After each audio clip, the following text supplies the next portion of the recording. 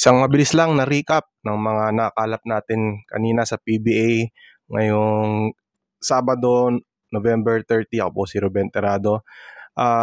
First game, nanalo ang NLEX over Blackwater 107-95.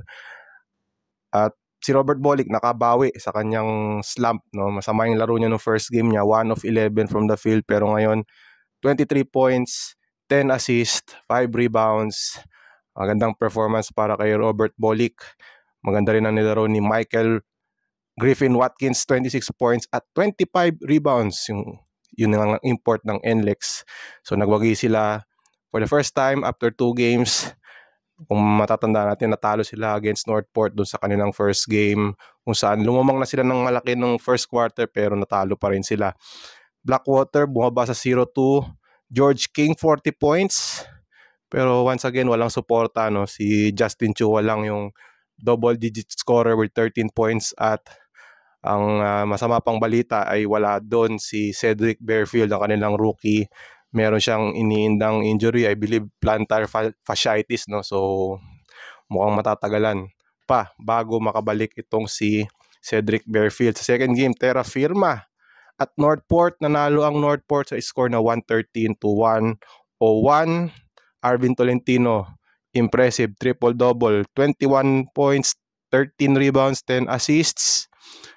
Kaya ito daw ang kanyang pangalawang career triple-double. Yung una, Terra Firma din ang kalaban. So, si Kadim Jack naman, 32 points at 15 rebounds.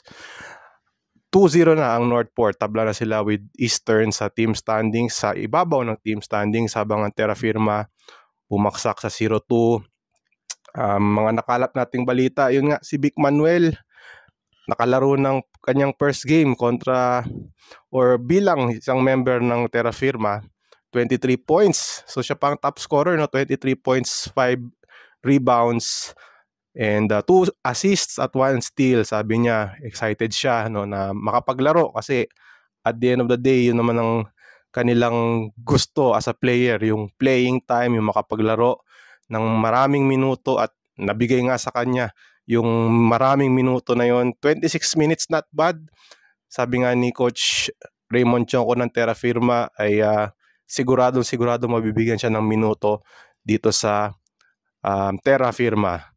Isa ring nakalap natin kanina sa PBA, si Kevin Alas, nakausap natin at sabi niya lalaro na siya sa next game nila. Kasi kanina naka-jersey na actually si Kevin Alas. Kailangan natin maglalaro, no? At incidentally sa Inares Antipolo pag ginanap yung laro, alam naman natin na nagkaroon siya, lahat ng mga ACL injuries niya ay dun nangyari, no, sa Inares.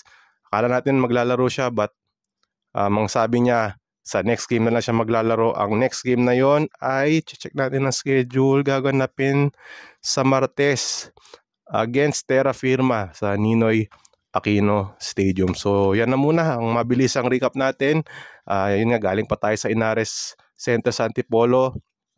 At itong linggo, bukas, or kung kailan nyo man to napapanood, December 1, Sunday sa Inares Center, balik tayo doon. First game, Magnolia against Converge, mabakpakan niya, no? At yung second game natin, Rain or Shine, sisimula ng kanilang kampanya sa Commissioner's Cup. Ang kalaban nila ay ang Meralco Bulls. Dagdag lang pala natin, no, yung import ng Terra Firma, no? Si Ryan Richards ay naglaro lang ng 1 segundo. Tama po, 1 segundo lang. Dahil nga, meron pala siyang iniindang injury sa likod. Ang nangyari kasi po dun sa game kanina ay kasama siya sa starting 5. Ngunit pagdating ng warm-up ay nagkaroon siya ng back injury. Actually, yung injury niya yun na sa likod ay nung practice pa niya iniinda. At kanina nga nung nagwa-warm up ay sumakit na naman ang kanyang likod. Unfortunately for Terra Firma ay hindi na nila mabago yung kanilang starting 5, no? Nailagay na kasi nila si Richards sa starting 5, pero after nun dun siya nakaramdam ng sakit sa likod. Hindi na tuloy nabawi ng Terra Firma, na hindi na nila nagawang palitan yung starting 5. So ang nangyari, nasa sahig pa rin si Richards.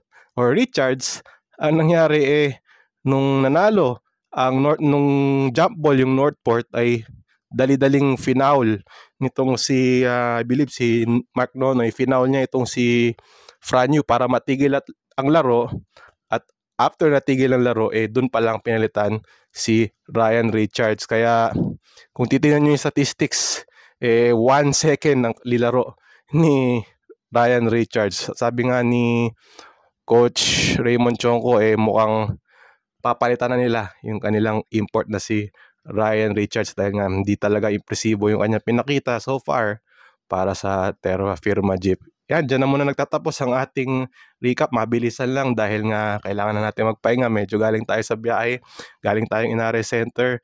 Ayun, maraming salamat sa inyong panonood ng ating recap ng mga nangyari ngayong araw ng Sabado, November 30. Specifically, mga nangyari sa PBA. Ako po uli, si Ruben Tirado. Supportahan nyo ang ating channel at basahin ang ating mga storya sa spin.ph. Magandang araw sa inyong lahat.